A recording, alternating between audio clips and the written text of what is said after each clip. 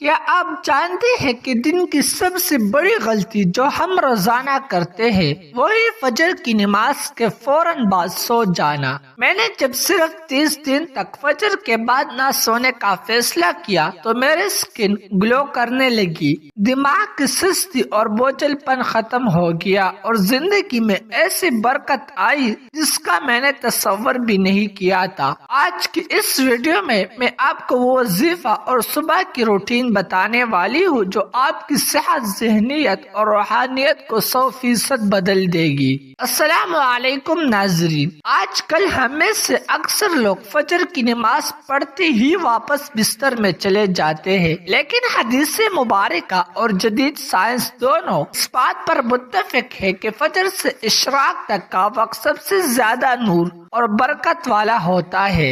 اس وقت سونے سے دماغ میں سستی پیدا ہوتی ہے، چہرے کا نور ختم ہوتا ہے اور رزق میں تنگی آتی ہے۔ جب آپ صبح کے اس مبارک وقت کو زندہ کرتے ہیں تو آپ کا میٹابولزم فاسٹ ہوتا ہے، جس سے وزن کنٹرول میں رہتا ہے، سکن فریش ہوتی ہے اور دماغ کو حیران کن طاقت ملتی ہے۔ سب سے پہلے فجر کی نماز باقاعدگی سے ادا کریں۔ نماز کے فوراً بعد اپنی جگہ پر بیٹھے رہے اور سب سے پہلے 100 مرتبہ استغفار یعنی استغفر اللہ العظیم کا ورد کرے تاکہ دماغ اور دل سے تمام تناؤ، اسٹریس اور گناہوں کا بوجھ اتر جائے۔ اس کے بعد چہرے کی نور، دماغی صلاحیت اور 100 مرتبہ یا قویوں کا ورد کرے۔ ورد کرتے وقت اپنا دھیان اپنی صحت، صاف سکن اور دماغی طاقت کی طرف رکھے اور آخر میں اپنے دونوں ہاتھوں پر پونگ کر اپنے چہرے اور سر پر پیر لے۔ وظیفہ مکمل کرنے کے بعد کم از کم 15 سے 20 منٹ صبح کی تازہ ہوا میں واک کرے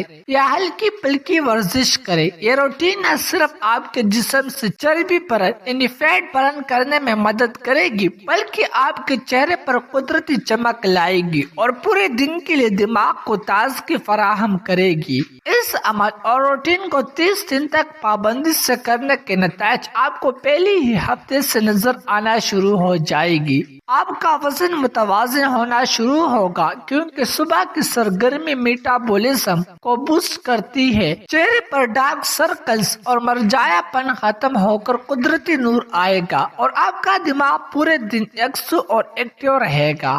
اگر آپ بھی اپنی زندگی میں یہ مثبت تبدیلی لانا چاہتے ہیں تو آج ہی سے فجر کے بعد نہ سونے کا عہد کریں بلکہ اس ویڈیو کو لائک کریں، اپنے پیاروں کے ساتھ ضرور شیئر کریں تاکہ وہ بھی اس برکت سے فائدہ اٹھا سکے اور چینل کو سبسکرائب کریں۔ آپ کا بہت شکریہ، جزاکم اللہ خیر۔